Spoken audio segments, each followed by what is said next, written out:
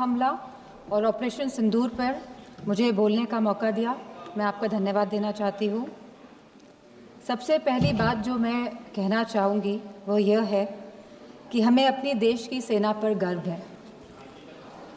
उनके शौर्य, सामर्थ्य, पुरुषार्थ, साहस, पराक्रम, वीरता और बलिदान को मेरा शत शत नमन।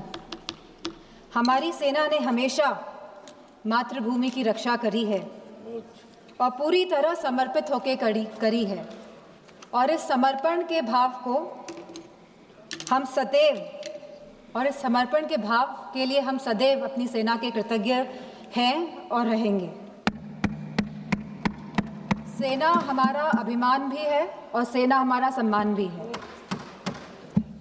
सभी सैन्य बल और सुरक्षा बल जो वीर गति को प्राप्त हुए, उन्हें हमारी भावपूर्ण श्रद्धांजलि। बॉर्डर पर भारत के जिन नागरिकों ने अपनी जान गंवाई और जो घायल हुए, उन सभी परिवारों के साथ हमारी संवेदना है। पहलगाम की जो आतंकवादी हमला जो 22 अप्रैल को हुआ, वह कहीं ना कहीं भारत की सुरक्षा पर आघात था।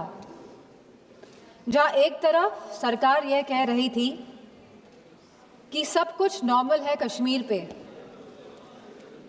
तो कहीं ना कहीं इस सरकार ने नेशनल सिक्योरिटी की कीमत पर कश्मीर में नॉर्मलसी का जो नैरेटिव सेट करने की कोशिश करी। पहलगाम की घटना कहीं ना कहीं उसी का अंजाम भी है।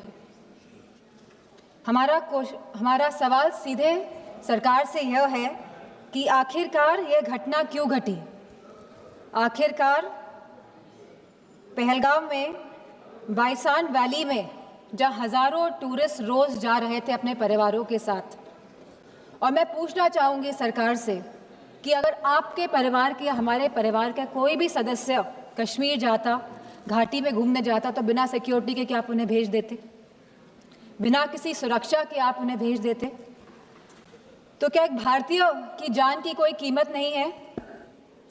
कहीं ना कहीं जो यह घटना घटी है, इसके लिए पूरी तरह से यह सरकार जिम्मेदार है और इसको रिस्पॉन्सिबिलिटी भी लेनी पड़ेगी और अकाउंटेबिलिटी भी सेट करनी पड़ेगी। और जिस समय घटना घटी तो भारत में अमेरिका के वाइस प्रेसिडेंट्स JD वांस भी यहाँ मौजूद थे, और जब भी इस तरह के VIP गेस्ट भारत में होते हैं तो हमेशा कश्मीर घाटी में सुरक्षा बढ़ाई जाती है।